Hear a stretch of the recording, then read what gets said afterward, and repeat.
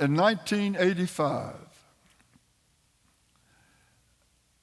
July the 1st, that Monday morning at about 7 a.m.,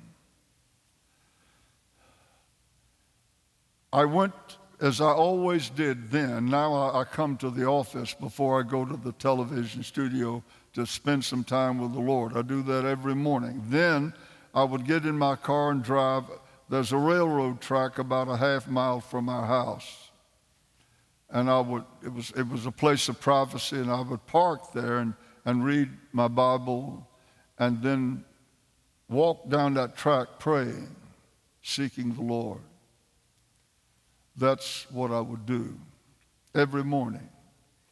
And that morning, July the 1st, 1985, that Monday morning at about 7 a.m., as I studied the Word of God for a period of time, and then got out and walked down the track, and all of a sudden, all around me, as I could see, was fields of cotton.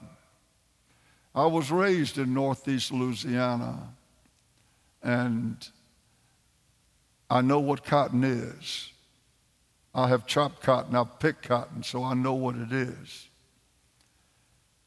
And as I saw these fields of cotton go over the horizon in every direction, every stalk was heavy laden. There wasn't a green leaf on a stalk, because it was all taken up with cotton, and that means a tremendous harvest, a tremendous harvest. And I saw it in every direction, and I wondered when the vision was over, for it was a vision. I wondered, because preachers normally use a wheat field to describe the harvest, but it was fields of cotton. But then I remembered the word that John wrote, the fields are white unto harvest, and the laborers are few. Think about that. The fields are white unto harvest.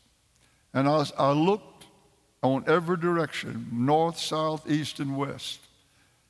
As far over the horizon that I could see, it was nothing but fields of cotton. I saw in the distance a couple of mechanical pickers. And then I saw to my left, which was the east, the most horrendous storm that was boiling up. The clouds were blacker than I'd ever seen anything like that in my life. The jagged forks of lightning were cutting across, and I knew if this harvest was not gathered, it was going to be destroyed.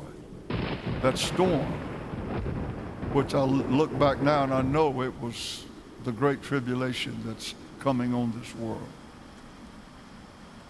It will destroy if it's not gathered. And then, for the first time, the Lord spoke to me in that vision and said, He said to me,